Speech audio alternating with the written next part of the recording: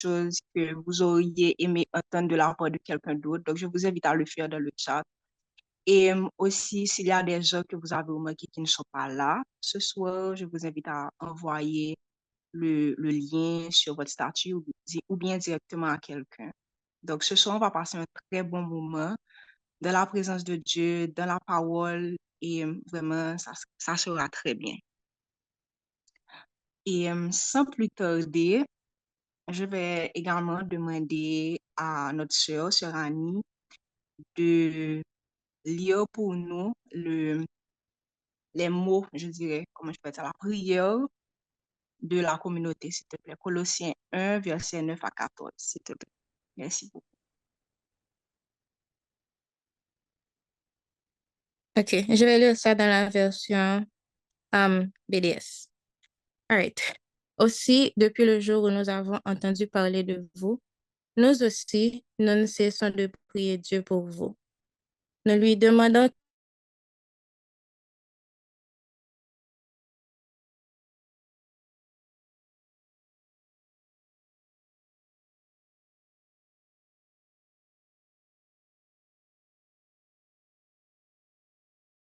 Je ne sais pas si ça coupe de votre côté, mais je n'entends plus, chère Annie.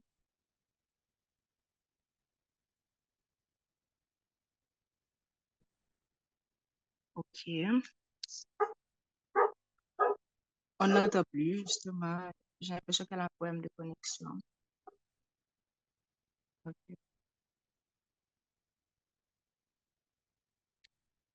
OK. Je pense qu'on l'a perdu. Je vais rapidement lire. Je vais rapidement lire la prière.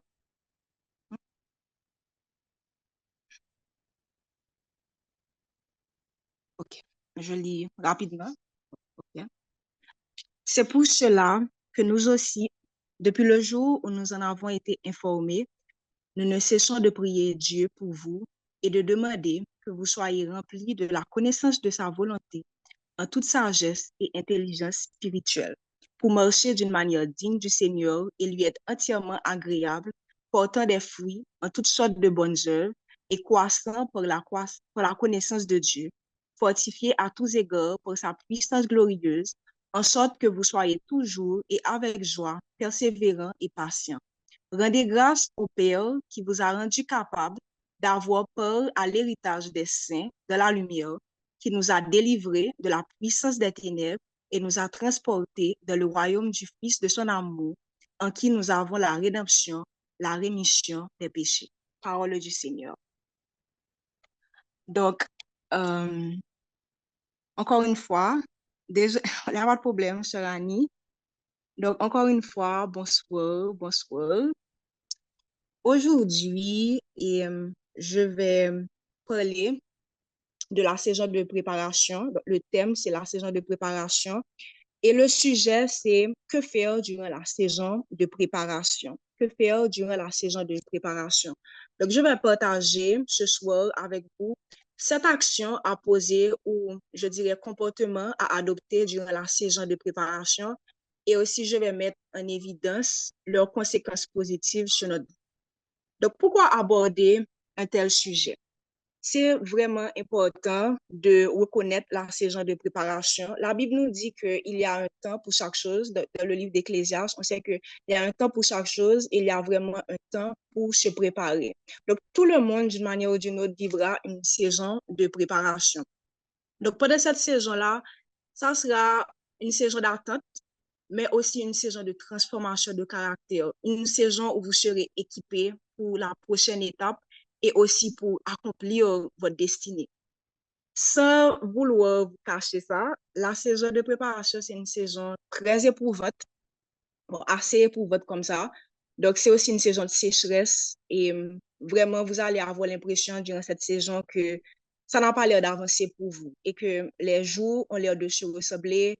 Et aussi, c'est comme si on vit dans la discrétion, dans le secret, on n'est pas sous les projecteurs, les gens ne savent pas ce que nous vivons. Et il y a pas mal de changements qu'on va vivre durant cette saison. Donc, c'est un changement de caractère, un changement au niveau de notre entourage. Bref, il y a beaucoup de changements qui vont s'opérer au cours de cette saison. Donc, si on ne reconnaît pas la saison de préparation et si on n'adopte pas le bon comportement durant cette saison, ce qui va se passer, c'est qu'on va passer à côté des instructions et aussi des bénédictions clés qui sont nécessaires pour la suite. Donc, c'est vraiment important de, de connaître cette saison parce que si vous traversez cette saison de préparation, vous allez vous demander, est-ce que ce sont seulement des attaques que je reçois? Comment ça se fait que je n'avance pas? Les gens avancent autour de moi, mais moi-même, j'ai l'impression que je n'avance pas. Donc, ce soir, je ne vais pas entrer dans les détails pour voir comment, comme si reconnaître la saison de préparation, mais je vais vous montrer quelle est la bonne attitude à adopter durant cette saison. Donc, j'espère que vraiment à la fin de l'étude biblique, que vous vous sentirez équipé pour traverser cette saison et aussi que vous aurez un petit peu plus d'engouement pour demeurer dans la présence de Dieu. Donc, je ne sais pas si actuellement là, vous êtes en train de vivre une saison de préparation. Alors, je vous invite vraiment à écouter, à être attentif à cet enseignement.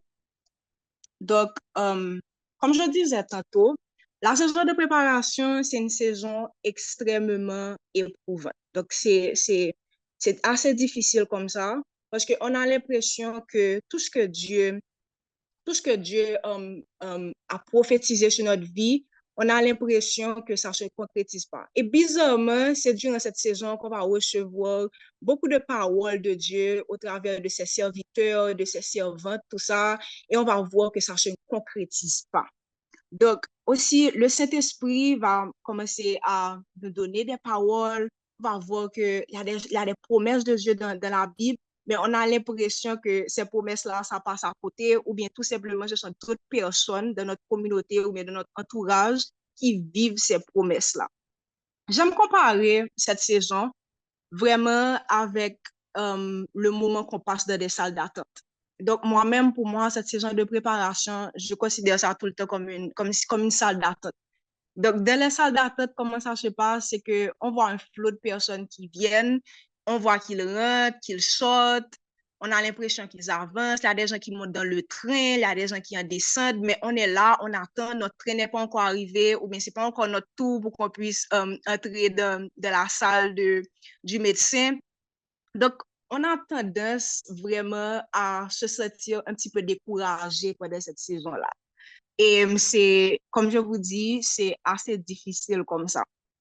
Donc, combien de temps que ça va durer réellement la saison de préparation? Honnêtement, je ne peux pas vous dire. Parce que quand on regarde dans la Bible, on voit qu'il y a beaucoup de personnages bibliques comme si qui ont vécu cette saison de préparation. Par exemple, il y a Joseph, il a passé plusieurs années en prison et vraiment de manière injuste. Il y a David qui a été très longtemps un berger. C'est comme si pour son papa, c'est comme s'il n'existait pas. Il n'avait pas cette carrure de guerrier comme ses frères. Il y a aussi les Israélites, on connaît bien l'histoire, ils ont passé à peu près 40 ans dans le désert, alors que c'est parce que Dieu avait prévu pour eux. Et si vous regardez bien dans le livre d'Exode, vous verrez que Dieu a tout fait pour qu'ils puissent arriver vite. Et aussi, pour traverser ce désert, regardez combien de temps que Jacob avait fait pour passer de Canaan à Égypte, ça n'avait pas pris 40 ans. Donc, il y a quelque chose, il y a quelque chose de cette saison de préparation. Ça prend un peu de temps, mais je vais vous montrer tout à l'heure ce qui pourrait vous faire gagner du temps. Je vais soulever un point un petit peu après pour vous montrer qu'est-ce qui pourrait vous permettre de gagner du temps de cette saison de préparation. Donc, le premier élément qui est extrêmement important de cette saison de préparation, c'est vraiment de garder un cœur de gratitude. La Bible nous dit dans le livre de Proverbes, plus précisément Proverbe 13, verset 12, je vous invite à ouvrir votre Bible. Vraiment, si vous avez un appareil électronique, si vous avez votre Bible en papier, c'est vraiment le moment d'ouvrir votre Bible. Je vais lire particulièrement les messages de la version Parole de vie. Donc, je vous invite à lire avec moi parce qu'il y a vraiment une grâce quand on lit la parole de Dieu. On sent que vraiment ça nous pénètre, ça entre dans notre cœur. Donc, je vous invite vraiment à ouvrir votre Bible et aussi à rester attentif durant ce moment. Dans le livre de Proverbes, Proverbe 13, verset 12, plus précisément, la parole nous dit qu'une personne qui attend trop longtemps quelque chose se décourage, mais un désir réalisé est comme un arbre qui donne la vie. Donc, comme je vous disais, cette saison de préparation, c'est vraiment une saison d'attente. Et durant cette saison, on peut vraiment avoir tendance à se décourager, à être rempli d'amertume. Donc, pour lutter contre le découragement, c'est vraiment important de demeurer dans une atmosphère de louange. C'est vraiment important de louer Dieu, de le remercier, d'avoir ce cœur de gratitude, de tout le temps vous rappeler ce qu'il a fait. Et vraiment des choses comme si qui paraissent être banales, ou bien je dirais comme si ça paraît minime pour d'autres personnes, mais c'est extrêmement important de prendre le temps de louer Dieu, de le remercier. Par exemple, vous êtes sorti aujourd'hui, vous êtes rentré, c'est une grâce. Vous avez un toit, c'est vrai que vous n'allez pas au travail, mais vous avez un toit. C'est vrai que vous n'allez pas au travail, mais vous avez vos enfants avec vous. Vous avez votre mari à côté de vous. C'est vrai que actuellement les choses ne se passent pas comme vous le vouliez, mais il y a quelque chose que Dieu vous donne. Il vous donne sa grâce, la grâce de vivre, la grâce de voir un nouveau jour. Donc, c'est vraiment important de garder cette attitude-là de louange.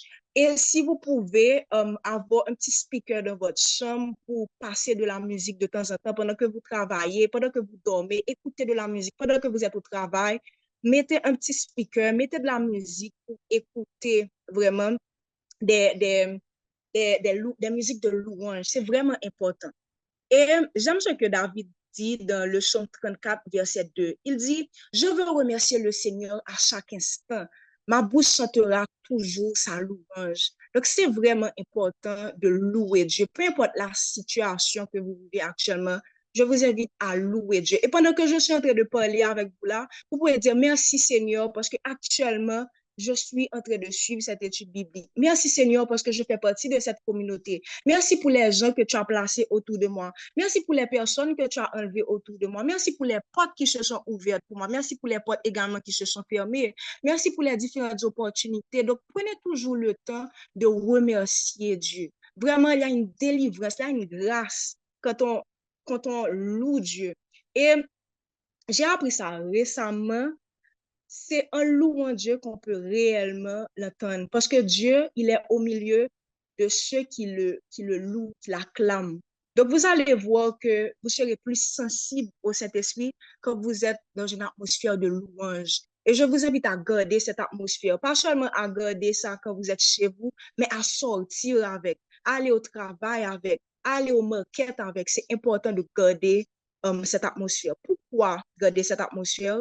C'est parce que ça va chasser l'amertume de votre cœur. L'amertume n'a pas sa place. L'amertume ne vient pas de Dieu. Ça ne peut pas demeurer. Vous ne pouvez pas laisser cette graine, cette semence d'amertume grandir en vous. Donc, c'est vraiment important de louer Dieu. Proverbe 4, verset 23, c'est vraiment un verset que j'aime beaucoup. Ça dit que par-dessus tout, surveille ton cœur car il est la source de la vie. Comment recevoir la vie si que ton cœur est fermé? Donc, c'est vraiment important de veiller sur ton cœur dans cette saison de préparation. Le deuxième élément, le deuxième point, la deuxième attitude à avoir, le deuxième comportement à adopter dans cette saison de préparation, il faut développer son intimité avec le Saint-Esprit. Vous avez déjà entendu ça. Ce n'est pas la première fois que je le dis. J'ai l'impression que à chaque étude biblique, on vous le dit. Développez votre intimité avec le Saint-Esprit. Et c'est vraiment important durant cette saison de préparation plus particulièrement. Durant cette saison, puisque vous avez l'impression que vous patinez, que vous n'avancez pas, que nous dit le monde? Le monde nous dit que quand ça ne va pas pour vous, vous devez aller vous amuser, vous devez manger beaucoup, vous devez regarder la télé, vous devez chercher quelque chose pour vous divertir.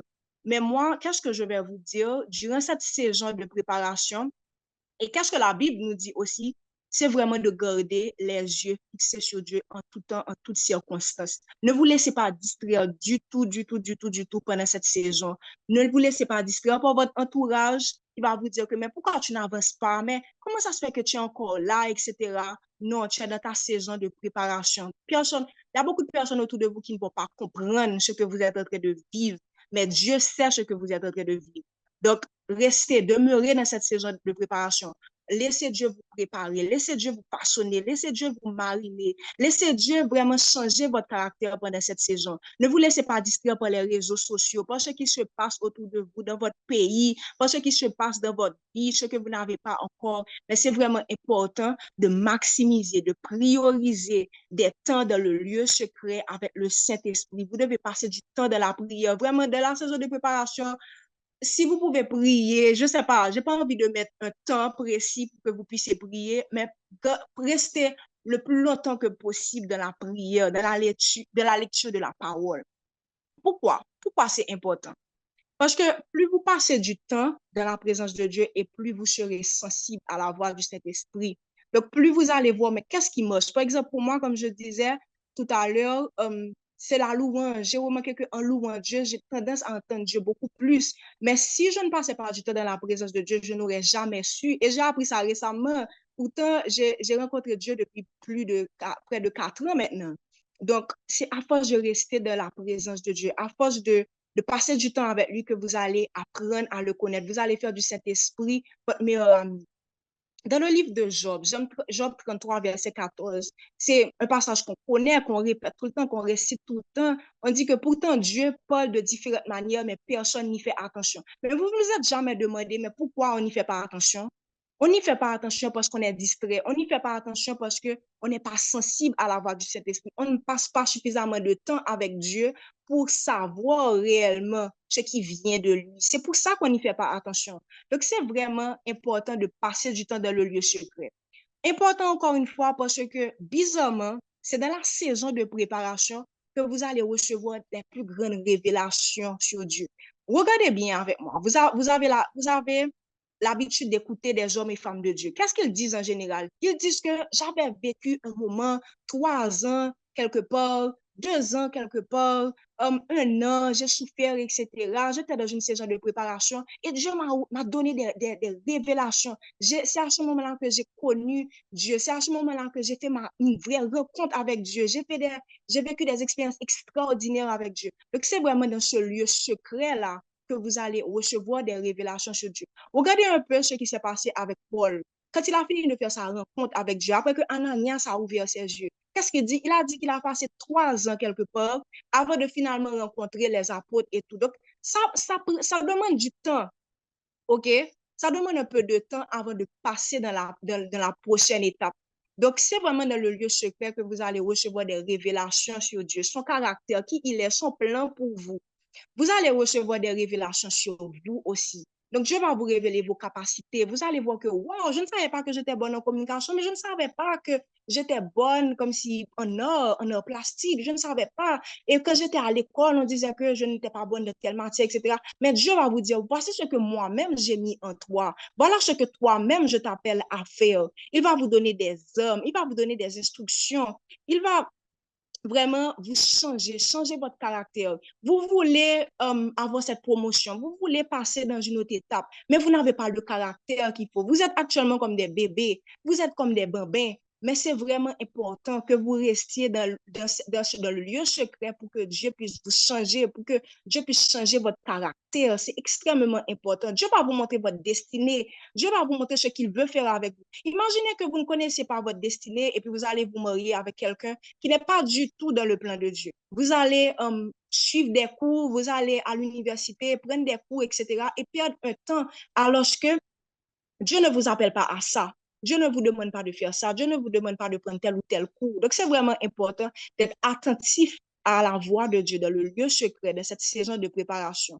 Dieu va également vous révéler votre identité en Christ. Il va vous donner le discernement, il va vous donner la force. Et là, une chose qui est extrêmement importante qu'il va vous donner, c'est la grâce et sa faveur. Vous ne pouvez rien faire sans la grâce de Dieu. Tout n'est que grâce, tout n'est que grâce. La grâce vraiment d'aller travailler, la grâce d'exceller dans tel ou tel domaine. Vous avez besoin de cette grâce, vous avez besoin de cette faveur.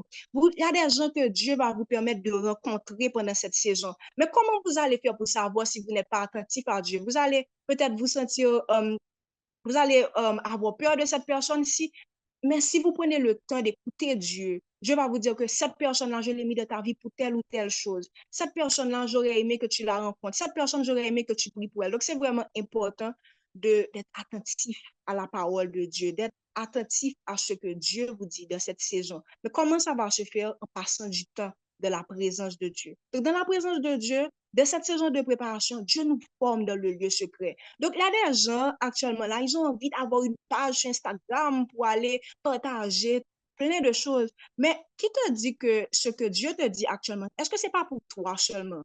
Est-ce que ce que Dieu te dit actuellement dans cette saison de préparation, est-ce que c'est pas pour la prochaine saison? Est-ce que c'est pas pour te préparer pour la prochaine saison? Est-ce que tu es sûr que Dieu te demande d'aller sur les projecteurs maintenant? Donc, vraiment, soyez attentifs à ce que Dieu vous dit dans cette saison. J'espère que vous êtes là jusqu'à présent. J'espère que ça va, que vous arrivez à me suivre, que vous êtes là jusqu'à présent. Pour ceux qui viennent tout juste de se connecter, on est en train de parler de la saison de préparation et plus précisément de ce qu'on doit faire durant cette saison. Quelle est l'attitude à avoir durant cette saison? Je n'ai pas envie que vous passiez beaucoup de temps dans cette saison, que vous passiez à côté de ce que Dieu veut pour vous durant cette saison. Donc, j'espère que vous êtes là jusqu'à présent, que vous avez votre Bible en main jusqu'à présent.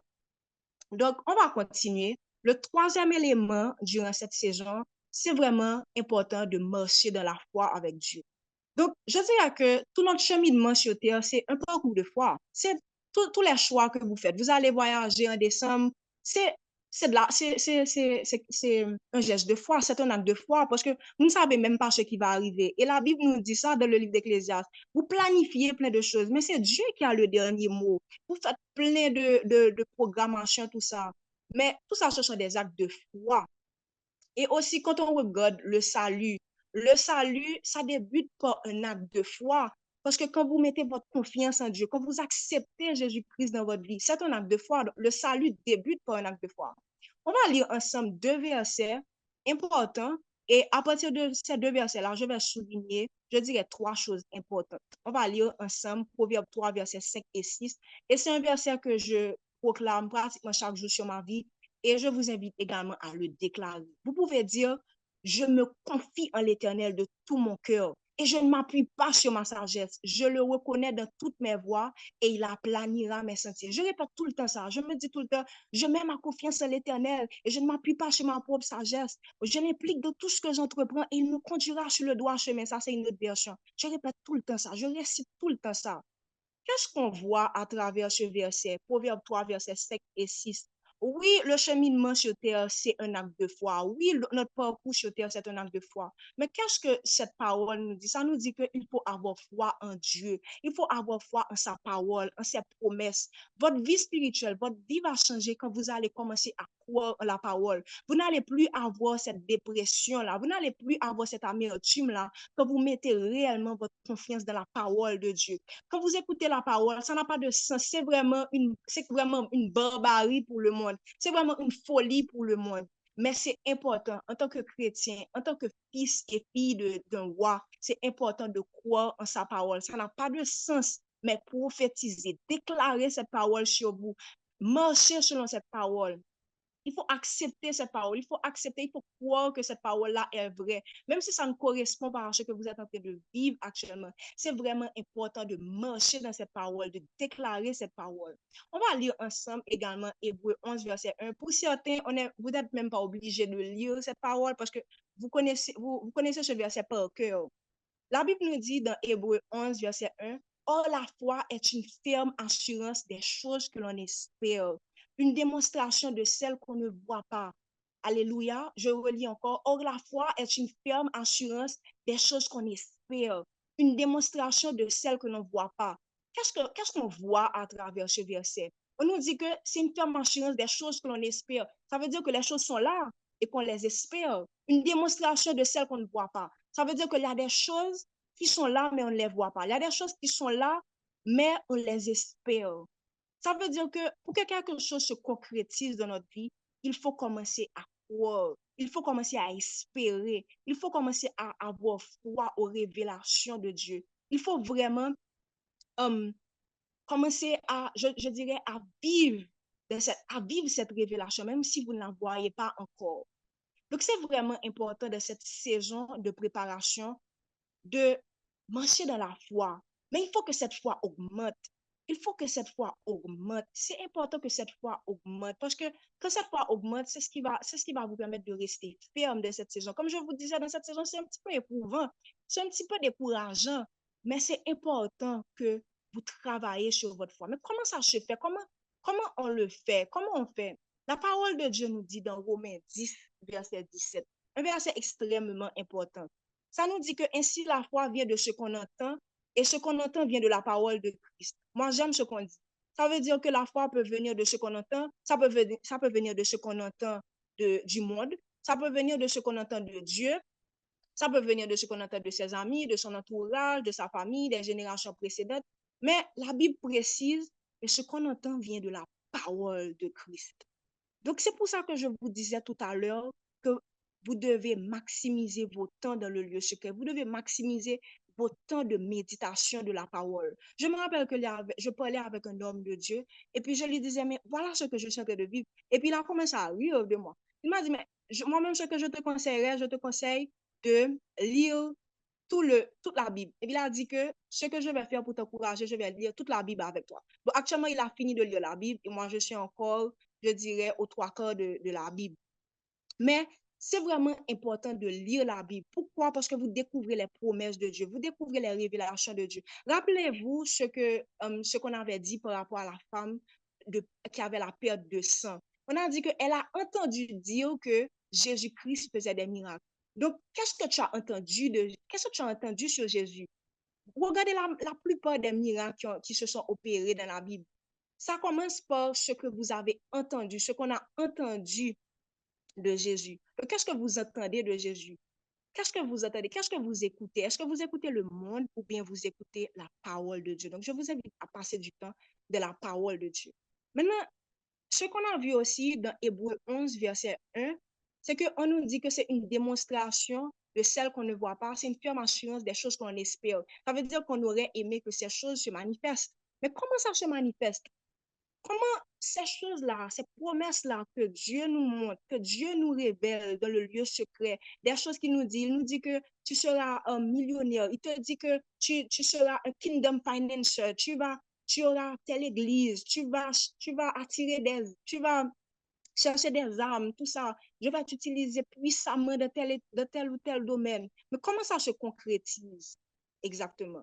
Ça se concrétise vraiment quand on déclare la parole. Donc, quand vous lisez la Bible, vous ne devez pas juste lire la Bible ou bien juste méditer tout ça pour essayer de comprendre, mais vous devez déclarer la parole. Donc, comme je vous disais tout à l'heure, le Proverbe 3, versets 5 et 6, moi, je déclare cette parole. Je dis que je me confie en l'Éternel de tout mon cœur. Au nom puissant de Jésus-Christ, je déclare que je me confie en l'Éternel de tout mon cœur. Et je ne m'appuie pas sur ma sagesse. Je répète ça jusqu'à ce que ça se concrétise. Donc, c'est important de déclarer la parole. Pourquoi déclarer la parole? La Bible nous dit que la mort et la vie sont au pouvoir de la langue. Donc, vous devez faire attention à ce que vous prononcez sur votre vie. Ne laissez pas des gens prophétiser, déclarer des choses sur votre vie qui ne viennent pas de Dieu. Donc, c'est important de déclarer la parole de Dieu. Ne déclarez pas les choses du monde sur vous, mais déclarez la parole de Dieu. Et l'autre chose encore, pour que ça se manifeste, il faut poser des actions. C'est important de poser les actions, de poser les actions. C'est extrêmement important.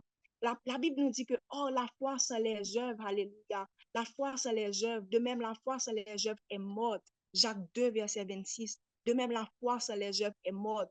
Dieu va vous donner la sagesse qu'il faut. Il va vous dire, voilà quelle étape que vous devez suivre. Il y a également des gens qui ont, dans ce monde, des chrétiens, des hommes et femmes de Dieu qui ont reçu une sagesse, qui ont reçu quelque chose de Dieu pour vous aider dans tel ou tel domaine. Donc, vous devez lire la parole de Dieu, mais vous devez écouter. Il y a des hommes et femmes de Dieu, Dieu va vous diriger vers eux. Il va vous montrer quel est le protocole à suivre à travers ces gens.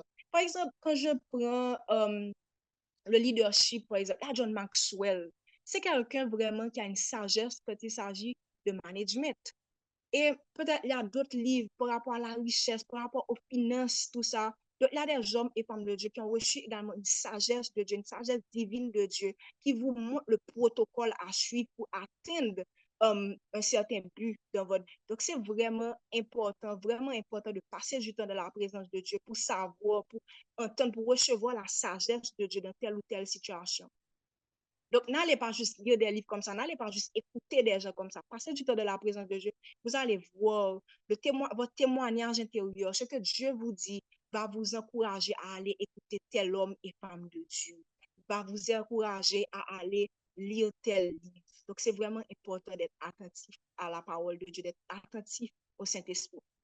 Donc, quand vous marchez dans la foi, c'est à ce moment-là que vous allez voir la gloire de Dieu dans votre vie. Je ne suis même pas obligée de vous dire ce que Pierre avait vécu. Il est le seul qui a marché sur mer. Donc, vraiment, quand vous marchez de la foi, vous-même aussi, avec Dieu, vous allez accomplir des exploits. Et comme Paul, dans 2 Timothée 4, verset 7, vous allez dire, j'ai combattu le bon combat, j'ai achevé la course, j'ai gardé la foi. Donc, j'espère que vous êtes là jusqu'à présent. On va passer au 4e point. Comme je vous avais dit, il y avait à peu près 7 points qu'on allait voir ensemble. Donc, le 4e point, c'est le point le plus important. Je vous avais dit au début qu'il y a quelque chose qui peut vous faire gagner du temps. D'après vous, qu'est-ce que c'est? Qu'est-ce qui peut vous faire gagner du temps? Écrivez dans le chat, qu'est-ce qui, d'après vous, peut vous faire gagner du temps? Il y a beaucoup de choses qui peuvent vous faire gagner du temps, mais d'après vous, qu'est-ce que je vais dire maintenant? Qu'est-ce qui pourrait vous faire gagner du temps? Je vous encourage à écrire dans le chat, d'après vous, qu'est-ce qui pourrait vous permettre de gagner du temps? Amen. OK. La divine accélération. Amen. Oui, tout ça. Le calendrier. Amen. La sagesse, la planification, planifier, connaissance de la parole de Dieu. Tout ça, c'est bien. Tout ça, c'est bien. Amen. Oui. Attitude de gratitude. Oui, on a dit ça tout à l'heure. Le point 1. Planifier, on a dit ça tout à l'heure, quand Dieu te donne la sagesse, quand tu passes du temps dans le lieu secret, la connaissance de la parole de Dieu, oui, on a dit ça tout à l'heure, l'obéissance. Amen. Il y a quelqu'un qui a pratiquement trouvé l'obéissance. Oui, oui, ce que tu as dit, ça se rapproche de ce que je vais dire. Après l'obéissance, qu'est-ce que ça pourrait être? L'obéissance, quelque chose qui se rapproche de l'obéissance. Oui, il y a quelqu'un qui a dit la consistance. Oui, c'est important, je vais citer ça tout à l'heure. La confiance en Dieu, oui, c'est la foi. La discipline, je vais citer tout à l'heure aussi. La soumission, amen. Amen, amen, amen, amen. Le 4e point qui va vous aider vraiment à gagner du temps, c'est avoir un cœur soumis et humble. Regardez combien de temps que les Israélites ont passé dans le désert. Regardez la quantité de temps qu'ils ont passé dans le désert. Et il y a un endroit, malheureusement, je suis en train de paraphraser, il y a un endroit, Dieu dit, bon, je paraphrase, j'ai pas le verset, mais c'est comme si Dieu dit que je ne vais pas, c'est comme si Dieu disait, je ne vais pas les laisser passer dans cette route-là, parce que s'ils passent dans cette route-là, ils vont prendre trop de temps, je vais les faire passer dans cet espace-là, je vais les faire passer dans cette route de préférence. Donc, c'est comme si Dieu a tout mis pour que les Israélites puissent arriver à temps dans cette terre promise. Il a tout fait, il a tout fait. Il y avait un leader, il y avait la nuée qui était avec eux. Ça veut dire qu'ils marchaient jour et nuit. Regardez quand vous êtes en train de construire quelque chose. Vous travaillez jour et nuit pour que vous puissiez arriver. Donc, ils marchaient jour et nuit. La présence de Dieu était là avec eux. Ils avaient la sagesse de Dieu. Ils vivaient des choses extraordinaires avec Dieu. Mais ils n'avaient pas ce cœur soumis. Ils étaient rebelles. Ils étaient rebelles. Et la rébellion, c'est quelque chose qui peut vous faire perdre beaucoup, beaucoup de temps. Parce que la saison de préparation, elle est là pour que vous puissiez apprendre, pour que vous puissiez avoir les hommes qu'il faut pour avancer. Alléluia, pour que vous puissiez avancer. Mais si vous n'avez pas le cœur soumis, mais comment Dieu va faire pour vous modeler dans le lieu secret? Mais comment Dieu va faire pour vous préparer pour la prochaine étape si vous n'avez pas ce cœur soumis là? Donc, c'est vraiment important d'avoir un cœur soumis et humble. Avoir un cœur soumis et humble, c'est extrêmement important. Alléluia, j'espère que vous êtes là jusqu'à présent. Avoir ce cœur soumis là, c'est ce qui va réellement montrer que Jésus-Christ est réellement votre Seigneur. Quand on dit Jésus-Christ est mon Seigneur, c'est pas juste comme si me réciter, me dit que Jésus-Christ c'est mon Seigneur. Donc, Jésus-Christ est ton Seigneur parce que chaque fois que Jésus-Christ te dit de faire telle chose, d'aller à droite, tu vas à droite. Jésus-Christ te dit d'aller à gauche, tu vas à gauche. C'est ça être le Seigneur. Il n'est pas seulement notre sauveur, mais il est aussi notre Seigneur. Ça veut dire que tu suis sa parole. Tu suis ce qu'il te dit. Tu suis les hommes et femmes de Dieu qu'il a mis dans ta vie. Tu suis les instructions de Dieu. Donc, c'est ce qui va montrer réellement que Jésus-Christ est votre Seigneur. Et l'autre chose encore, la soumission et l'humilité, pourquoi? Pour que vous puissiez avoir la patience de respecter le timing de Dieu. Donc, comme je vous disais tout à l'heure, Il n'y a pas vraiment un temps défini réellement. C'est seulement Dieu qui sait vraiment quelle quantité de temps que ça aurait pu vous prendre de cette saison-là. Mais c'est vraiment important de respecter le timing de Dieu. Pourquoi? Parce que si vous ne respectez pas le timing de Dieu, vous allez commencer avec votre entreprise alors que vous n'êtes pas encore prêt. Vous allez commencer avec tel projet alors que vous n'êtes pas encore prêt. Donc, c'est important d'attendre le timing de Dieu avant de commencer, avant de passer de la prochaine étape. Si réellement vous êtes soumis et humble, les 3 premiers points que j'ai cités tout à l'heure, vous allez les faire sans vous fâcher, à savoir avoir ce cœur de gratitude, passer du temps dans la présence de Dieu et aussi marcher dans la foi. Vous allez faire ça sans vous fâcher. Vous allez faire ça vraiment comme si calmement, avec sérénité. Donc, c'est vraiment important de vous soumettre à Dieu. Vous n'allez pas vous rébeller, vous n'allez pas vous remplir d'orgueil. Regardez ce que la Bible nous dit dans Proverbe 15, verset 33. Proverbe 15, verset 33. Regardez ce que la parole de Dieu nous dit. La crainte de l'Éternel enseigne la sagesse et l'humilité précède la gloire. C'est l'humilité qui précède la gloire. Ce n'est pas l'orgueil qui précède la gloire. Ce n'est pas la rébellion qui précède la gloire, mais c'est l'humilité. Il faut avoir ce cœur humble là. Quand Dieu te dit que non, ce n'est pas le moment d'être à la première place, tu attends. Tu attends. Il y a une parabole dans le Nouveau Testament où on montre que quand tu es invité quelque part, tu attends que l'autre te dise voilà où ça que tu vas t'asseoir. Tu ne vas pas t'asseoir devant comme ça. Non, mais tu attends. Tu attends et il va te dire quoi faire. Il va te dire voilà, tu vas t'asseoir de tel endroit. Tu vas rencontrer telle personne. Tu vas faire telle rencontre. Tu vas dans tel espace. Tu vas dans tel pays. Tu vas vivre telle chose. Tu vas dans telle école. Tu vas suivre tel cours. Tu vas commencer ci. Tu vas commencer ça avec telle personne. Tu vas faire alliance avec telle ou telle personne. Donc, c'est vraiment important d'avoir ce cœur humble là. Parce que à ce moment-là, vous n'allez pas perdre du temps. Parce que le manque d'humilité, ça nous fait perdre du temps. Ça nous fait perdre du temps, ça nous fait perdre d'autres ressources comme l'argent. Par exemple, Dieu ne vous invite pas à aller investir dans tel projet. Nous t'avons mis comme nous dehors, nous t'avons dit que nous allons faire tel projet avec tels amis, etc. Alors que Dieu ne vous demande pas de faire ça. Vous vous êtes engagé dans telle ou telle relation, Dieu ne vous demande pas de faire ça.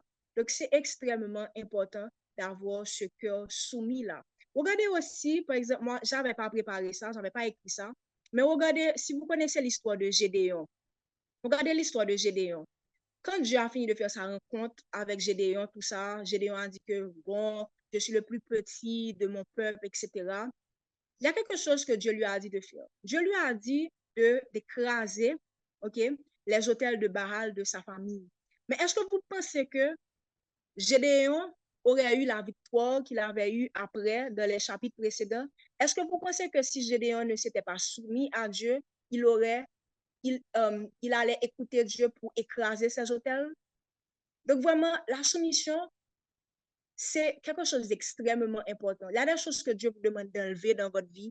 Il y a des gens que Dieu vous dit que bon, là, il faut plier la gage, il faut les laisser partir. Let it go. Il y a des choses que Dieu te demande de laisser tomber, mais tu ne veux pas, tu t'accroches à ça jusqu'à présent. Il y a des choses de ta famille, tu te dis, mais c'est quelque chose de familial. Il y a des traditions, il y a des choses de ton pays. Tu te dis, mais c'est quelque chose qu'on avait l'habitude de faire en Haïti déjà. Essaie de voir toutes les choses qu'on avait l'habitude de te dire de ta famille et va les scanner avec la parole de Dieu, va les scruter avec la parole de Dieu. C'est extrêmement important.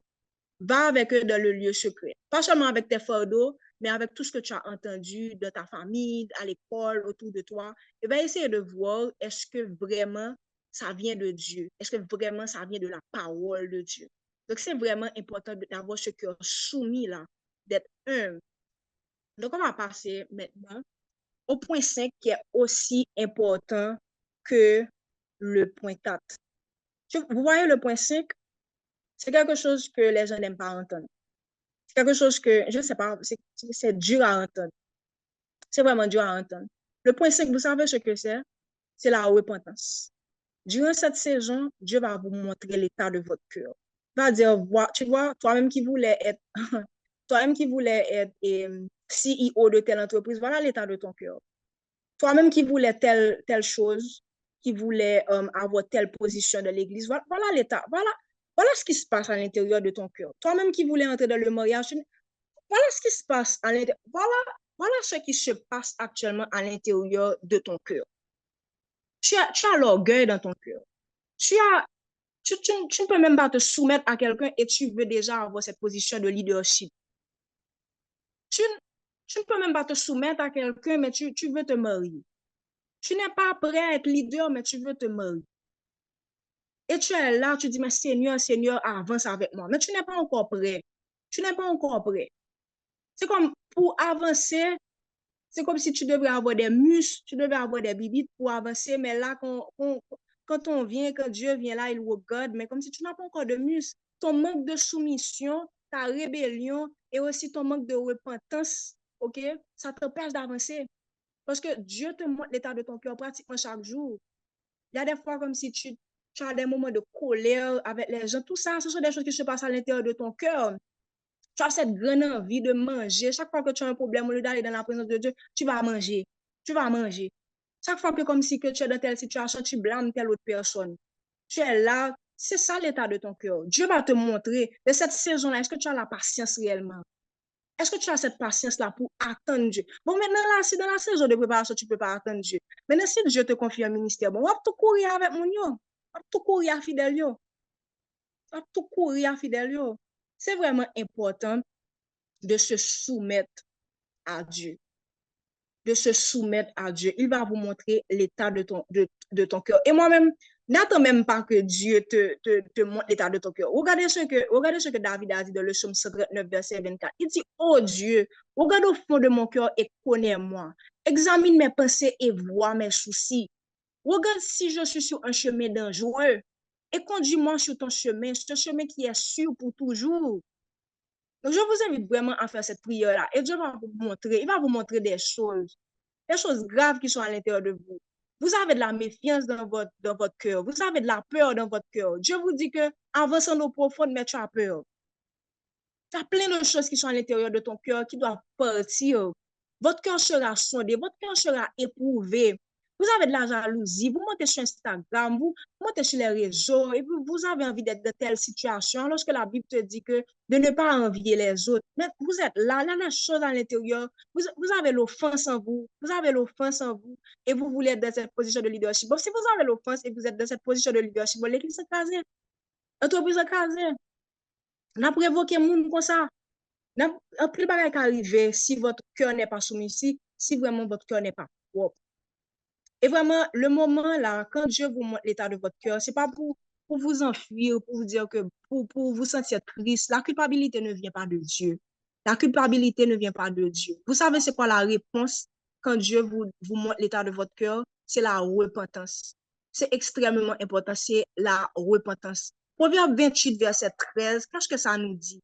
Proverbe 28, verset 13, ça dit que celui qui cache ses transgressions ne prospère point. Donc, vous voyez, le manque de repentance, ça nous empêche d'avancer, ça nous empêche de prospérer. Mais celui qui les avoue et les délaisse obtient miséricorde. Peut-être qu'en ce moment, pendant que vous êtes sur cet appel, vous vous sentez lourd. Vous vous sentez lourd. Dieu vous demande de vous repentir. C'est le moment. Pendant que vous écoutez ma voix, repentez-vous. Dites, Seigneur, ce que j'ai fait est mal. Je me repens. Et là, quelque chose que j'ai découvert vraiment récemment, je dirais quelques mois de ça, peut-être même un mois, c'est quand vous repentez, vous devez reconnaître vos torts, vous devez confesser le péché. Ça veut dire que reconnaître, admettre que ce que vous avez fait est mal, mais vous devez renoncer.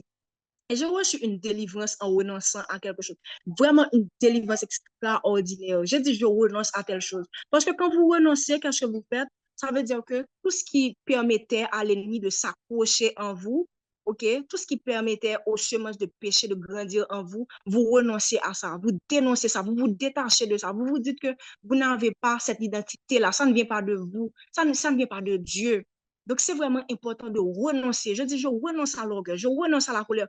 Et dites ça le plus souvent que possible. Si vous avez dit ça aujourd'hui et demain, vous tombez, continuez avec la repentance. Mais vous devez prendre également l'engagement de ne pas recommencer. C'est pas comme si la repentance, c'est pas un méli-mélo, comme si tu te dis que, ah, mais Dieu est miséricordieux, bon, aujourd'hui, je me suis repenti pour la colère, puis demain, je vais continuer comme ça, etc. Non, la repentance, ok, c'est quelque chose, c'est vrai, c'est quelque chose de tous les jours, mais tu dois prendre également l'engagement de ne pas commettre ce péché. Je m'engage à ne pas faire ce péché. Je me rappelle qu'il y avait quelque chose, il y avait un péché, je me demandais mais comment j'allais sortir dedans jusqu'à ce que j'ai entendu une parole de Dieu dire que Dieu t'a donné l'autorité pour te débarrasser de ce péché-là. tous ces péchés-là, Dieu t'a donné l'autorité. Et c'est vrai, il dit ça dans le livre de Romains, il dit que il nous a délivrés de ces péchés-là, que le péché n'a plus d'emprise sur nous. Le péché n'a plus d'emprise sur nous, la mort n'a plus d'emprise sur vous. Donc, ça veut dire que vous avez l'autorité maintenant. Vous avez l'autorité. Donc, c'est vraiment important de saisir cette autorité et de vous engager à ne plus marcher dans cette vie de péché-là. Oui, c'est chaque jour que vous allez tuer votre chair, mais vraiment, vous devez prendre également l'engagement de ne pas mener cette vie de péché-là. Donc, le salut, moi, je dirais que ça commence par la repentance aussi. Le salut, c'est la repentance parce que quand tu dis que je reconnais Jésus-Christ comme mon sauveur, ça veut dire que tu reconnais que tu es pécheur. Donc, le salut, ça commence par la repentance. Donc, après le salut, il y a beaucoup d'actes de repentance après encore. Il y a beaucoup d'autres choses que Dieu va te dire d'enlever. Enlève cette chose dans tes cheveux, enlève cette chose dans tes oreilles, enlève cette relation, retire telle chose. Il va te dire d'enlever certaines choses. Mais là encore, il faudrait que tu appliques les autres points que j'avais cités précédemment, à savoir passer du temps dans la présence de Dieu pour savoir ce qu'il attend de toi. La délivrance commence par la repentance. Donc, comme je vous avais dit, en renonçant à quelque chose, j'ai reçu une délivrance. Quand tu acceptes Jésus-Christ dans ta vie et que tu te repens, tu reçois la délivrance. C'est quoi la délivrance? La délivrance, c'est qu'en Jésus-Christ, tu reçois la victoire. En Jésus-Christ, tu reçois la victoire sur le péché. En Jésus-Christ, avec le sang de Jésus, Alléluia, avec le sang de Jésus, tu reçois la guérison. Donc, si actuellement, là, vous êtes sur cet appel-là et que vous avez besoin de guérison, vous avez besoin de délivrance, vous savez qu'il y a quelque chose qui ne va pas dans votre vie, vous n'arrêtez pas de chuter et tout, c'est vraiment le moment d'accepter Jésus-Christ dans votre vie. Pas seulement comme un sauveur, mais aussi comme un Seigneur. Comme un Seigneur, comme je vous l'avais dit, en vous soumettant à sa parole, en vous soumettant à votre autorité. Là où vous êtes actuellement, vous pouvez dire, Seigneur, je reconnais que je suis un pécheur. Je reconnais que j'ai besoin d'un sauveur. Je t'accepte dans ma vie comme sauveur, Jésus-Christ. Je reconnais que tu es mort sur cette croix pour moi et que tu es mort pour que vraiment que je puisse vivre cette vie éternelle. Je te reconnais comme mon Seigneur. À partir d'aujourd'hui, je décide de marcher selon tes voies. Alléluia. Vous pouvez faire cette prière actuellement là. Si vous n'avez pas encore accepté Jésus-Christ dans votre vie, aujourd'hui, c'est le jour. Aujourd'hui, c'est le jour. Soumettez-vous à l'autorité de Jésus-Christ pour que vous puissiez mener cette vie de victoire. Alléluia, qui promet dans sa parole. Alléluia. Alléluia. Amen. Donc, la repentance, ça conduit à la transformation par Dieu. Et c'est vraiment quelque chose d'important de marcher, d'avoir cette vie de repentance. Alléluia. Alléluia. Merci David pour les versets que tu partages avec nous actuellement là. Alléluia. J'aime beaucoup ce verset. Et c'est un verset que je répète tout le temps. Alléluia. Surtout pour les guérisons. Mais il a été blessé pour nos péchés, brisé pour nos iniquités. Le châtiment qui nous donne la paix est tombé sur lui et c'est par ses meurtrissures que nous sommes guéris. Alléluia. Le sang de Jésus-Christ a coulé pour nous, pour que nous puissions mener cette vie de victoire, cette vie de guérison, cette vie de liberté là. Alléluia. Le monde n'offre pas de liberté. Mais en Jésus-Christ, nous avons la victoire, nous avons la liberté. Donc aujourd'hui, saisissez cette parole, saisissez cette victoire, acceptez Jésus-Christ dans votre vie comme sauveur et Seigneur. Alléluia. Alléluia. Alléluia. Et j'invite quelqu'un à mettre Romains 10, verset 9-10, qui dit que on doit marcher vraiment pour qu'on puisse recevoir le salut. C'est pas avec les œuvres, c'est pas les bonnes actions que tu poses, mais le salut, ça s'obtient par la foi en Jésus-Christ. Alléluia. Amen. Donc, on va continuer. On a presque fini. Comme je vous avais dit, j'allais partager avec vous 7 points. Pour ceux qui viennent tout juste de se connecter, je partage avec vous la bonne attitude, le comportement à avoir durant la saison de préparation pour que vous ne puissiez pas passer à côté des instructions et aussi des bénédictions que Dieu a pour vous. Alléluia. Donc, c'est le 6e point. C'est vraiment important que durant cette saison, vous devez développer d'autres capacités. Donc, tout à l'heure, j'ai parlé beaucoup de la préparation spirituelle, de la préparation émotionnelle, où je disais que vous devez passer du temps. Donc, si je récapitule rapidement, j'ai dit que premièrement, vous devez garder un cœur de gratitude. Donc, ça, c'est vraiment quelque chose d'émotionnel, de spirituel. Vous devez développer votre intimité avec le Saint-Esprit. Vous devez marcher dans la foi avec Dieu. Vous devez avoir un cœur soumis et humble. Vous devez avoir un cœur de repentance. Donc, tout ce que j'ai dit précédemment, tout ça, c'est une préparation spirituelle. Mais parallèlement avec cette préparation spirituelle et cette préparation émotionnelle-là, c'est vraiment important de développer d'autres capacités. Donc, avec l'aide de Dieu, vous allez développer de bonnes habitudes physiques. Et moi-même, j'ai beaucoup souffert de ça. Je me rappelle que pendant cette saison de préparation que je suis en train de vivre, je ne faisais pas de sport. Je dormais tard et je me sentais toujours très faible. Et je ne mangeais pas assez bien aussi. Donc, c'est vraiment important d'avoir ceux qui négligent le sport, ceux qui négligent le sommeil. Peut-être qu'aujourd'hui, c'est une parole pour que vous puissiez commencer à dormir un peu plus tôt, à dormir un peu plus, à faire du sport, à manger mieux, à regarder comme si est-ce que vous prenez les vitamines qu'il faut, est-ce que vous buvez la quantité d'eau qu'il faut. Moi, je suis dans un challenge actuellement. J'essaie de boire un petit peu 60 onces et il fait chaud, donc j'essaie de boire un petit peu plus que 60. Donc, peut-être que c'est le moment de boire un peu plus d'eau. Vous avez des siennes, vous ne dormez pas, vous ne faites pas de sport, vous vous sentez faible, votre cœur, il pas battre assez vite. C'est vraiment important de faire du sport. L'autre chose encore, il faut également développer des capacités sociales, des capacités interpersonnelles, comme ce qu'on appelle en anglais soft skills. Donc, développer vos capacités en communication. Vous n'êtes pas obligé. Cette chose-là, c'est pour tous les métiers, c'est pour toutes les branches, c'est pour tous les domaines. Vous ne savez pas communiquer. Nous besoin de la position de leadership, nous ne pouvons même pas communiquer à nous, nous ne pouvons même pas parler ensemble avec nous, nous ne pouvons même pas dire ça qui est dans notre cœur, nous ne pouvons même pas prononcer. Donc, c'est vraiment important. Allez suivre un cours de communication, allez suivre un cours de leadership, nous besoin de leader, etc. Allez suivre ces choses-là. Nous besoin de marier, mais allez lire des livres. Il y a beaucoup de personnes comme si qui écrivent des livres. Vous avez des difficultés dans tel ou tel domaine. Vous avez besoin de ce soft skills-là. Vous voyez ça, vous savez ça. Vous ne savez pas gérer votre stress, vous ne savez pas gérer votre temps. C'est vraiment le moment, pendant ce temps de préparation-là, montez sur Coursera, montez sur EDX, montez sur toutes ces plateformes-là. Il y a des cours aussi qu'on donne. Donc, il y a des gens aussi qui ont écrit des livres. Comme je vous disais, pour le leadership, il y a John Maxwell, il y a Hashimoto qui parle des richesses. Il y a tous ces livres-là. Il y a Sharon Sophie qui a fait un livre sur la foi. Vous ne lisez pas. Vous ne lisez même pas d'articles. Vous ne lisez pas de livres, vous ne lisez pas d'articles. Vous passez à côté d'une enseigne, vous ne lisez pas, vous ne lisez pas, vous n'écoutez pas des bons podcasts. Vous êtes là, à la musique du monde, tout le temps, ces choses-là. Prenez le temps de développer ces soft skills-là. L'autre chose encore, c'est important de vraiment de développer des capacités intellectuelles. Donc, encore une fois, lisez, formez-vous, apprenez des autres. Il y a des gens qui sont là, qui sont plus âgés que vous. Respectez les aînés, écoutez ce qu'ils ont appris. Il y a les historiens qui sont là. Il y a des gens qui ont écrit des choses. On est là, par exemple, en Haïti, en train de commettre les mêmes erreurs. C'est parce qu'on n'apprend pas. C'est parce qu'on n'apprend pas de ce qui s'est passé auparavant. Allez apprendre, passez du temps à lire, passez du temps à regarder des documentaires, des choses du genre, ok? Regardez des films instructifs. Lisez des livres instructifs, ok? Je ne vous dis pas, ok, vous pouvez parler des romans, c'est bien, ok?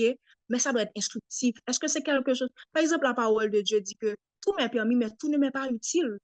Est-ce que ce que tu vas faire là, est-ce que c'est utile? Is it useful? Ok? Donc, tu vois que tu as des difficultés de communiquer avec ton mari. Il y a des gens là qui ont pratiquement 50 ans de mariage. À ce bon côté, nous, par exemple, moi, ma grand-mère, elle a à peu près, je pense, une soixantaine d'années de mariage. De temps en temps, je me dis, mais comment ça passe pour vous? Ils disent que moi-même, pas jamais faire bruit devant Timoun, etc. Ok, j'apprends ça. Il y a des choses qui sont bonnes, il y a des choses qui sont mauvaises parce que vous connaissez la parole de Dieu maintenant, donc vous pouvez voir, est-ce que cette personne-là, est-ce qu'elle dit quelque chose qui est bon? Is it gold pour moi? Est-ce que c'est de l'or pour moi? Est-ce que ça va m'aider vraiment?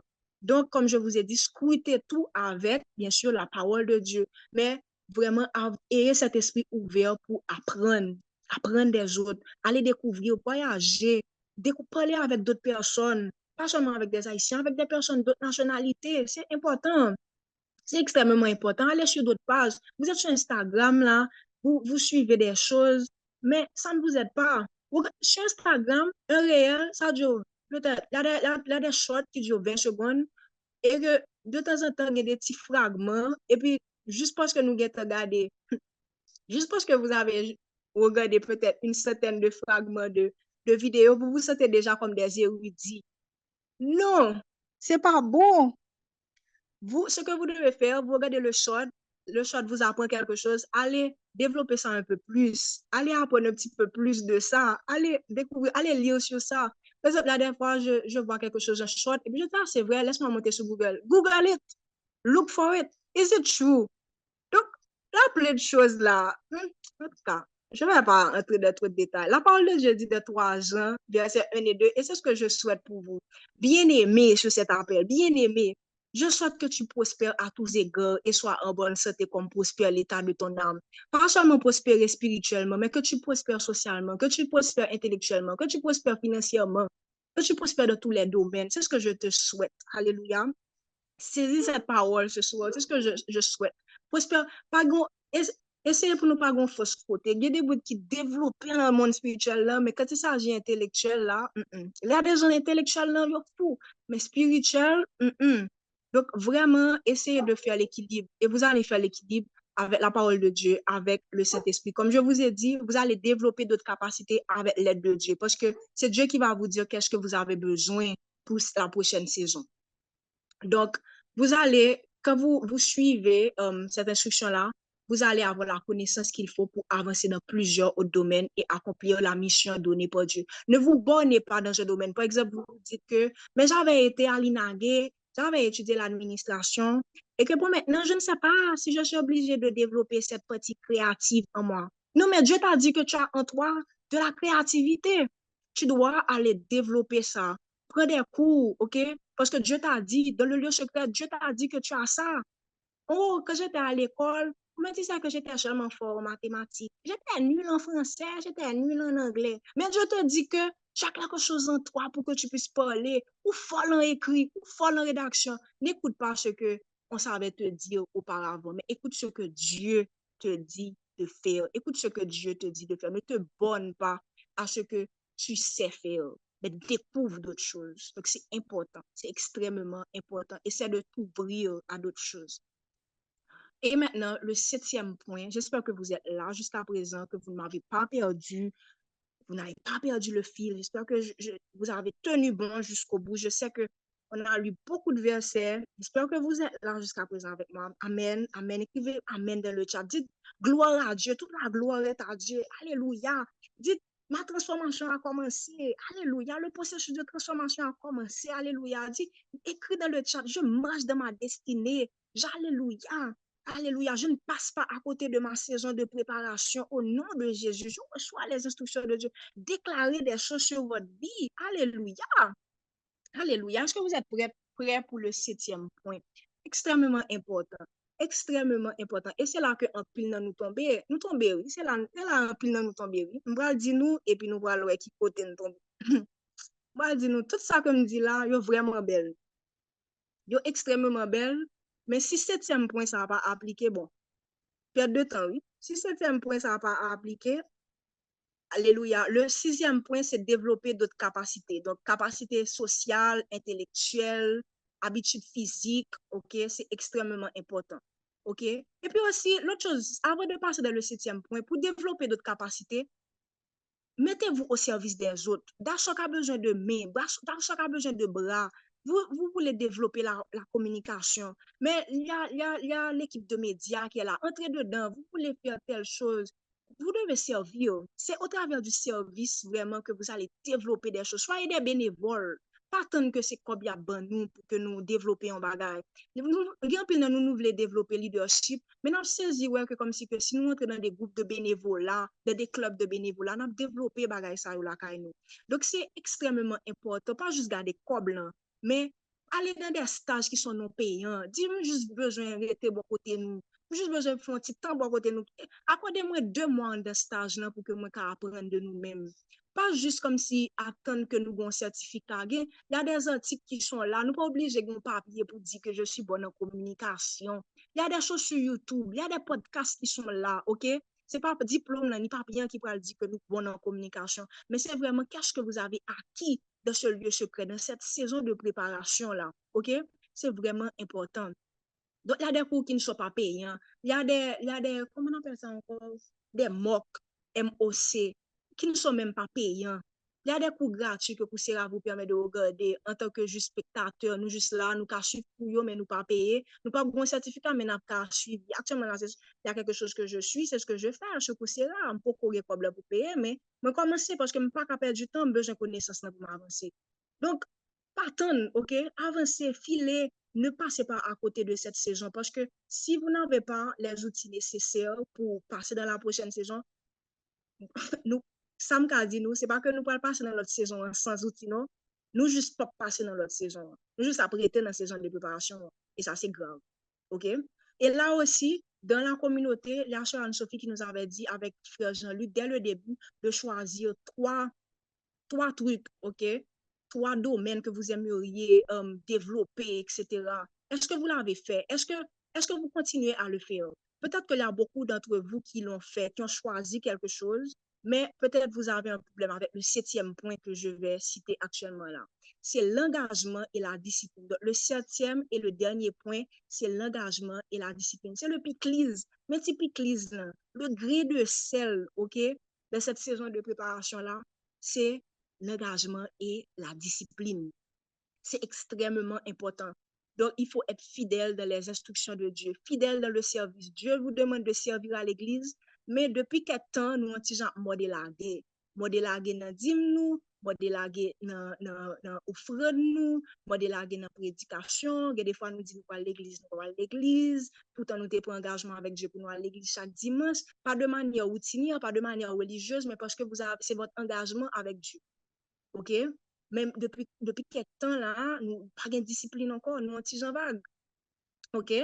Donc, c'est vraiment le moment, je ne sais pas, l'engagement, la discipline, ça commence avec la planification. Tu te dis que moi-même, à telle heure, je me réveille pour faire telle chose. Aujourd'hui, je vais faire telle chose. Je vais lire tel livre à tel moment. Donc, c'est vraiment important d'avoir des dates et des heures. Bon, moi-même qui suis en train de vous dire ça, c'est un petit peu difficile. Au début, je faisais ça quand j'avais fini de lire le livre Atomic Habits. J'étais content.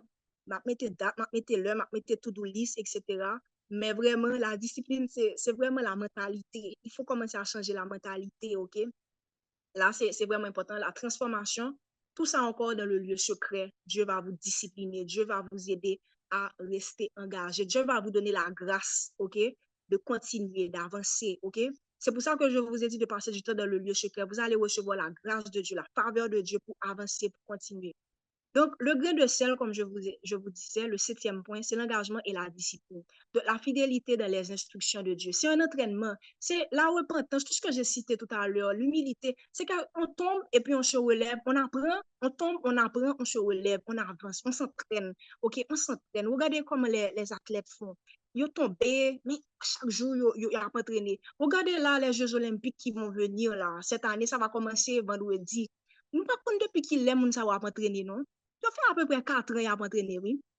Yo là, y a battu fait, yo là, y a couru, y a fait des bagailles comme si extrêmement terribles avec quoi yo. Mais ça, c'est préparation physique. Même m'a invité nous faire une préparation physique, um, spirituelle, ok, intellectuelle. C'est ça, c'est ce que Dieu vous encourage à faire dans la saison de préparation, ok. Quand on dit la Bible de Matthieu 25, 23, Matthieu 25, verset 23, extrêmement important. On est là. Le 7e point, c'est l'engagement slash discipline. Engagement, discipline. Extrêmement important. Je pourrais même dire fidélité. Engagement, discipline, fidélité. C'est important. OK? Parce que pourquoi? Il y a un verset que j'aime dire, si je paraphrase, ça dit que Dieu a envoyé sa parole et les gens ont été guéris. J'aime beaucoup ce verset parce que ça peut arriver que Dieu envoie sa parole pour toi dans ton église, mais tu es ailleurs. Tu n'es plus fidèle dans l'église, alors que Dieu a envoyé une parole pour toi dans cette église. Cette délivrance-là que tu recherches, cette parole que tu recherches, Dieu l'a envoyée pour toi dans ton église, mais tu n'es pas à ta place actuellement là parce que tu es distrait, tu es en train de faire d'autres choses, tu n'as pas priorisé l'église, tu es en train de faire quelque chose d'autre. Donc, c'est vraiment important de s'engager, OK? Parce que c'est à ce moment-là que Dieu va te suivre. Tu t'es dit que tu vas prier chaque jour à 5 heures du matin. Tu te réveilles parce que Dieu lui-même, il est fidèle. Il est extrêmement fidèle. Il est fidèle. Et j'aime ça dans les psaumes. OK, quand tu lis les livres de psaumes, quand David est en train de se plaindre, il dit, mais voilà ce que je serai de vivre, Seigneur. Mais il finit toujours par dire, mais tu es un Dieu fidèle. Ça veut dire que Dieu, lui, il est fidèle. Mais toi-même, est-ce que tu es fidèle actuellement? Il faut être fidèle, ok? Dieu doit te retrouver au même endroit, l'endroit où il t'a mis, l'endroit où il t'a dit d'être. Il t'a dit que tu as pris rendez-vous avec lui, tu as dit que tu seras là chaque jour à telle heure, mais mets ton alarme et sois là à cette heure-là, parce que lui-même, il est là, il t'attend, il a une provision pour toi, il a quelque chose pour toi, mais tu dois être fidèle, tu dois être discipliné. C'est extrêmement important. Donc, Matthieu 25, verset 23, ça nous dit, son maître lui dit, c'est bien, tu es un serviteur bon et fidèle. Tu as été fidèle pour une petite chose. Je vais donc te confier beaucoup de choses. Viens et réjouis-toi avec moi. Alléluia, je redis encore, c'est bien, tu es un serviteur bon et fidèle. Tu as été fidèle pour une petite chose. Je vais donc te confier beaucoup de choses. Viens et réjouis-toi avec moi. Alléluia. Matthieu 25, verset 23. Si tu es fidèle dans les petites choses, Dieu te donnera de grandes. Alléluia. Est-ce que tu es fidèle dans les petites choses? Est-ce que tu es fidèle au travail? Dieu te dit que quand tu travailles, tu ne travailles pas pour ton boss, mais tu travailles pour lui. Fais tout comme si tu travaillais pour lui. Mais est-ce que tu es fidèle? Tu avais besoin de ce travail en mai. Mais voilà que comme si on est en juillet, vous commencez à décourager, vous commencez à vague. Tu ne donnes plus le meilleur de toi-même. Est-ce que tu es fidèle? Est-ce que tu es fidèle dans tes relations? Est-ce que tu es fidèle dans ta famille? Tu voulais te marier. Voilà maintenant 2 ans que tu es marié, ou commencez à délaguer. Est-ce que tu es fidèle dans ton mariage? Dans tes relations, tu voulais des amis, mais est-ce que tu es fidèle? Dans ton service envers Dieu, dans ta semence, est-ce que tu es fidèle? Alléluia. Est-ce que tu es fidèle? Donc c'est vraiment important d'être fidèle. L'autre chose encore, on va lire Luc 16, verset 10. Alléluia. Luc 16, verset 10. On va finir, excusez-moi, il est déjà 8h02, on va terminer. Luc 16, verset 10, ça nous dit que celui qui est fidèle dans les moindres choses l'est aussi dans les grandes. Et celui qui est injuste dans les moindres choses l'est aussi dans les grandes. Aujourd'hui, pose-toi cette question. Est-ce que tu es fidèle dans les petites choses que Dieu te dit? Alléluia. Est-ce que tu es fidèle? Alléluia. Est-ce que tu es fidèle dans la lecture de la parole? Est-ce que tu es fidèle dans le lieu secret? Est-ce que tu es fidèle avec ton cœur de gratitude? Est-ce que tu es fidèle avec ton cœur de service? Est-ce que tu es fidèle avec ton cœur de repentance? Est-ce que tu es fidèle avec ta soumission? Est-ce que actuellement là tu es fidèle? Est-ce que pendant que tu as reçu cet appel, tu es fidèle? Donc, c'est vraiment important d'être fidèle pour accomplir sa destinée, pour accomplir la mission que Dieu t'a donnée. OK? Je ne suis même pas, il y a tellement, comme quand je regarde dans la Bible, il y a tellement de personnages qui ont été fidèles, fidèles jusqu'au bout, jusqu'à ce qu'ils puissent voir la percée. Il faut être fidèle. Il faut être fidèle. Alléluia. Il faut être fidèle jusqu'au bout. Alléluia. Fidèle jusqu'au bout. Fidèle jusqu'au bout. Amen, amen, amen. Donc, si je fais une petite récapitulation pour ceux qui n'étaient pas là au début, c'est vraiment important que dans cette saison de gratitude, que vous ayez, dans cette saison de préparation, désolé, que vous ayez un cœur de gratitude. Ça, c'est le premier point. Le deuxième, c'est vraiment que vous développez votre intimité avec le Saint-Esprit. Troisième élément, c'est important de marcher dans la foi avec Dieu. Quatrième élément, il faut avoir un cœur soumis et humble. Cinquième élément, la repentance. Alléluia. Sixième, développer d'autres capacités. Quand je dis d'autres capacités, physiques, sociales, intellectuelles. Donc, en plus de développer les capacités spirituelles et émotionnelles, il faut développer ces capacités. Et le septième élément, il faut de l'engagement, il faut de la discipline, il faut de la fidélité. Dieu est fidèle. Es-tu fidèle? Alléluia. Donc, vraiment, je vous remercie beaucoup pour votre écoute et merci d'être venu. Alléluia. J'espère que ce moment-là, à travers ce moment, que des voiles sont tombés et que vraiment, que vous sortirez comme si vraiment rempli et prêt à faire des choses extraordinaires avec Dieu. Donc, je vais rapidement prier. Je vais clôturer avec la prière parce que je n'ai pas envie que cette semence-là qui a été déposée en vous, que ça meure, mais vraiment, j'aurais aimé que ça grandisse, que ça puisse porter fruit, que ce que Dieu veut faire avec vous, que ça se concrétise au nom puissant de Jésus-Christ. Donc, je vous invite là où vous êtes vraiment à vous, à vous préparer pour ce moment de prière. Alléluia. Et je vais peut-être finir avec ce verset que j'aime, que j'adore. Et je cherche ça rapidement. Ça, c'est 2 Corinthiens 3, verset 18. Je vais vous donner, je vais, en guise de, en guise de bénédiction. C'est un verset extraordinaire et je vous invite à méditer sur ce verset. Alléluia. Donc, papa, nous te disons merci. Merci pour ce temps que nous avons passé dans ta présence. Le temps passé dans ta présence, c'est jamais un temps perdu. Merci, Seigneur, pour ce soir, pour les voiles qui sont tombées. Merci, Seigneur, pour les personnes qui ont reçu des révélations extraordinaires ce soir. Merci pour ce que tu fais dans les cœurs actuellement. Tu changes, Seigneur Dieu, papa. Actuellement, là, tu es en train de convaincre plusieurs d'entre nous, Seigneur Dieu, papa, à laisser tomber ce péché, à nous repentir. Nous te disons merci, Seigneur Dieu, papa. Merci pour ce que tu fais dans notre communauté actuellement, Seigneur Dieu. Si tu nous parles de la saison de préparation, c'est parce que nous allons passer à une autre saison, Seigneur Dieu. Nous te disons merci et nous déclarons au nom puissant de Jésus-Christ que nous serons prêts, Seigneur Dieu, pour cette percée. Nous serons prêts pour cette prochaine saison, Seigneur Dieu. Nous te disons merci, Seigneur Dieu. Merci, Seigneur Papa, pour ce que tu fais, pour la transformation que tu opères en nous quotidiennement, Seigneur Dieu. Merci pour la semence que tu as déposée en nous ce soir, Seigneur Dieu. Merci, Seigneur Dieu, Papa. Merci pour les délivrances, Seigneur Dieu, Papa. La première délivrance commence, Seigneur Dieu, Papa, quand on sort de l'ignorance, quand on saisit ta parole, quand on saisit tes révélations, Seigneur Dieu. Alléluia. Papa, je prie, Seigneur, que les semences qui sont tombées dans ces cœurs, Seigneur Dieu, Papa, qu'ils ne meurent pas, mais qu'ils grandissent, qu'ils portent fruit au nom puissant de Jésus-Christ. Voici chaque personne sur cet appel. On est 64. Tu nous connais. Tu sais ce qu'on vit, Seigneur Dieu. On vit des choses difficiles. On vit des choses qu'on ne comprend pas, Seigneur Dieu. Mais Seigneur, montre-nous que tu es là. Montre-nous que tu es un Dieu fidèle, Seigneur Dieu. Oh, il y a beaucoup d'entre nous sur cet appel qui étaient découragés, Seigneur Dieu. Mais je prie que au nom puissant de Jésus-Christ, que ce vent d'amertume nous quitte au nom puissant de Jésus-Christ. Que ce vent de déprime nous quitte au nom puissant de Jésus-Christ. Nous nous accrochons à cette parole. Nous disons Alléluia avec ferveur, Alléluia. On ne s'appuie pas sur notre propre intelligence, mais vraiment on a recours à l'Éternel en toutes circonstances. Alléluia. Il nous conduit sur le droit chemin. Alléluia. Cette parole est pour nous et nous la saisissons au nom puissant de Jésus-Christ. Ce travail de transformation que tu as commencé en nous, nous prions, Seigneur, qu'elle continue, Seigneur Dieu, Papa. Alléluia. Au nom puissant de Jésus-Christ, j'ai prié. Et je te dis merci également pour les leaders, Seigneur Dieu. Ce que tu fais en eux, Seigneur Dieu, continue à le faire, Seigneur. Continue à les bénir, continue à les chérir, Seigneur Dieu, Papa. Oh Seigneur, je prie que tu les couvres, Seigneur, avec ton sang. Protège-les. Au nom puissant de Jésus-Christ, j'ai prié. Amen, amen, amen. Et en guise de bénédiction, je dis 2 Corinthiens 3, verset 18.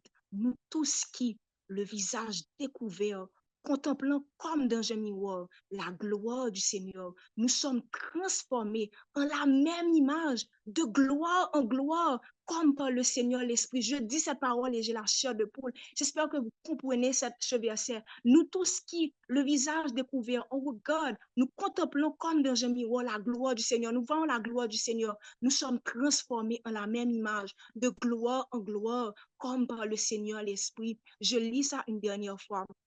Nous tous qui, le visage découvert, contemplant comme dans un miroir la gloire du Seigneur, nous sommes transformés en la même image, de gloire en gloire, comme par le Seigneur l'Esprit. Alléluia. Je ces mots, je déclare, Alléluia, que vous êtes transformés, Alléluia, en la même image de Jésus-Christ, de gloire en gloire, comme par le Seigneur l'Esprit. Alléluia. Que Dieu vous bénisse, que Dieu vous bénisse. Demeurez dans la présence de Dieu. Alléluia. Demeurez dans la présence de Dieu. Alléluia. Passez une très bonne soirée. Que Dieu vous bénisse. Que Dieu vous protège. Amen. Amen. Amen.